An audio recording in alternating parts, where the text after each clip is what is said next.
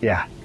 All right. So some years ago, a group of researchers, they did this project on looking at what's the difference between people who never get chiropractic care and people who get chiropractic care regularly. Is there a difference in how often they get medical care, how often they need help, right?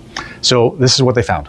So first of all, this lasted 7 years, and they had 2 large groups of people. Both these groups of people worked the same jobs, lived in the same area, saw the same medical staff because it was all the same, right? And again, both groups had thousands of people in them. And so here's what they found. The group that never had chiropractic care, out of every 100 times they went to the hospital, the group that got chiropractic care went to the hospital only 40 times, 60% drop in hospitalizations, right?